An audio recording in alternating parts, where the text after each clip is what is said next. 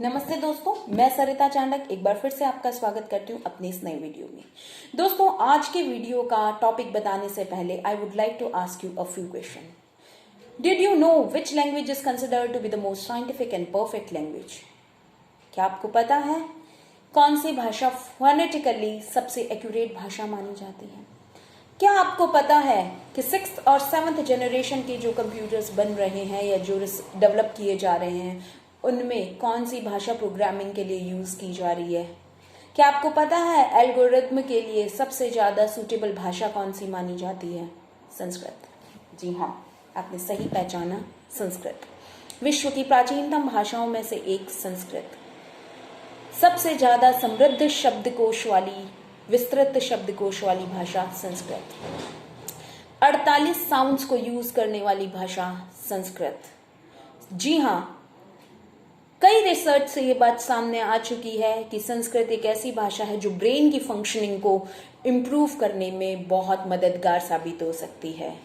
किसी बच्चे को किसी को भी यदि आपको इंग्लिश सिखानी है तो उसका प्रोनाउंसिएशन करेक्ट कराने के लिए पहले उसे आप अगर संस्कृत सिखाते हैं तो कई यूनिवर्सिटीज ने ये माना है कि संस्कृत एक रोड मैप तैयार करता है इंग्लिश भाषा सीखने के लिए। जी हाँ, मैं अतिशयोक्तिपूर्ण वाक्य नहीं कह रही, लेकिन 1985 में नासा ने एक रिसर्च पेपर पब्लिश किया था और उस रिसर्च पेपर को जिसमें एसोसिएट प्रोफेसर रिक ब्रिग ने इसमें कहा था संस्कृत भाषा एक ऐसी भाषा है जो अपने आप में पूर्ण भाषा है। उन्होंने साथ में ये भी कहा था कि ब्रेन की फंक्शनिंग को इम्प्रूव करने में मदद करती है और अगर आर्टिफिशियल इंटेलिजेंस, ये आर्टिफिशियल इंटेलिजेंस नाम की मैगजीन में ही रिसर्च पब्लिश हुआ था वॉल्यूम 6 में, तो प्रोफेसर रिक ब्रिग ने कहा था यदि आर्टिफिशियल इंटेलिजेंस के बारे में हम सोच रहे हैं तो उसके लिए संस्कृत मोस्ट सुटेबल लैंग्वेज है। तो अब यहाँ पे आपको बता दूं आर्टिफिशियल इंटेलिजेंस का मतलब क्या होता है। आर्टिफिशियल इंटेलिजेंस का मतलब ऐसी मशीन्स और रोबोट्स तैयार करना जो इंसानी दिमाग की तरह सोच सके, इंसानी दिमाग की तरह उनमें भावनाएं हो, इंसानों की तरह उनमें भावनाएं हो और इंसान की तरह निर्णय ले सके। तो अब जब हमें पता है कि संस्कृत एक ऐसी भाषा है जो ब्रेन की फंक्शनिंग भी इंप्रूव करती है, संस्कृत एक ऐसी भाषा है जो विदेशों में भी पढ़ाई जा रही है।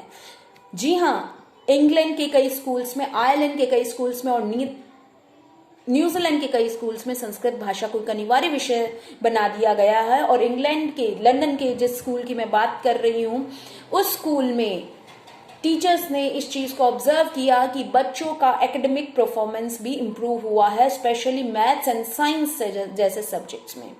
देखिए, संस्कृत एक ऐसी भाषा है जिसमें 30 मिलियन से ज्यादा मैन्युस्क्रिप्ट्स लिखे गए हैं और उनमें से 7 मिलियन से ज्यादा भारत में प्रिजर्व हैं। कई लोगों के अंदर ये मिथ है जो सोचते हैं कि संस्कृत एक धर्म विशेष की भाषा है। तो मैं आपको एक बात बता दूं, संस्कृत जैनिज्म में, बुद्धिज्म में और हिंदुइज्म में स्क्रिप्चर को लिखने के काम तो आई थी, स्क्रिप्चर उसमें लिखे गए थे। इसके अलावा संस्कृत में नॉन रिलीजियस और साइंटिफिक लिटरेचर ज्यादा लिखा गया है।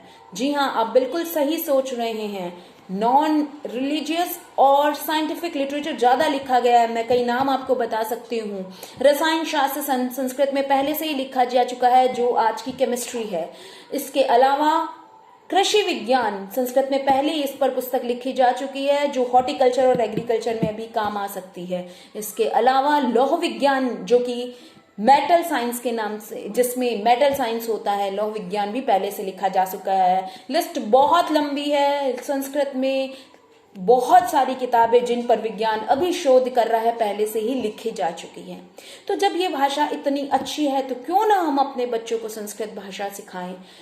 मैं इस चैनल पर आपके साथ वही आइडियाज शेयर करूंगी जो मैंने प्रैक्टिकली यूज किए हैं। हाँ, मैंने अपनी स्कूल के बच्चों के साथ संस्कृत भाषा को उनको सिखाया है। उनको श्रीमद् भगवत गीता का 12वां अध्याय के 10 श्लोक मैंने उनको कंठस्थ कराए हैं। तो जिन लोगों के मन में मिथ है कि संस्कृत सीखना मुश्किल है, तो मैं एक चीज बता दूं, ये मुश्किल नहीं है। अगर इसको सही ढंग से सिखाया जाए तो बहुत आराम से बच्चे इसे सीख लेते हैं। और हाँ, उनके प्रोनाउंसिएशन में बहुत इंप्रूवमेंट हुआ है, उनके कॉन्सेंट्रेशन पावर बहुत इंप्रूव हुआ है। तो संस्कृत को निग्लेक्ट न करें। संस्कृत जो हमारी महान भाषा है, प्राचीनतम भाषा है, इस भाषा को हम अपनी भावी पीढ़ी को जरूर सिखाएं। और इसके साथ ही एक और अमेजिंग फैक्ट मैं आपको बता दूं कि संस्कृत ही एक ऐसी भाषा है जिसमें हर शब्द के लिए आपको सैकड़ों पर्यायवाची मिल जाते हैं। संस्कृत भाषा में 102 अरब से ज्यादा शब्द हैं।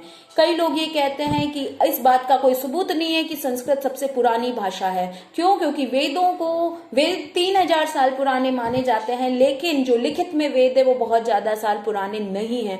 तो ये बात बिल्कुल सच है, क्योंकि संस्कृत में पहले आदान प्रदान ओरली ही होता था, ज्ञान का, विज्ञान का। लोग ओरली ही आगे से आगे अपनी पीढ़ी में वो ज्ञान और विज्ञान देते जाते थे, ट्रांसफर करते जाते थे। लेकिन कुछ सैकड़ों साल पहले ही संस्कृत में लिखने का प्रचलन हुआ। उस समय देवनागरी लिपि को इसने अपनाया है। तो आशा करती हूँ ये वीडियो आपको अच्छा लगा होगा। एंड बिलीव मी, बच्चों को यदि आप संस्कृत के श्लोक सिखाते हैं तो आप उनमें अनुभव करेंगे कि उनकी एकाग्रचित्ता में वृद्धि हुई है, उनका प्रोनाउंसिएशन स्किल सुधरा है, और इसके साथ ही साथ उनमें एक अद्भुत बौद्धिक क्षमता का विकास हुआ है। Thank you so much. I hope आपको मेरी आज की वीडियो पसंद आई होगी, और आपसे रिक्वेस्ट करूंगी प्लीज मेरा चैनल सब्सक्राइब जरूर करें। Thank you so much. नमस्ते।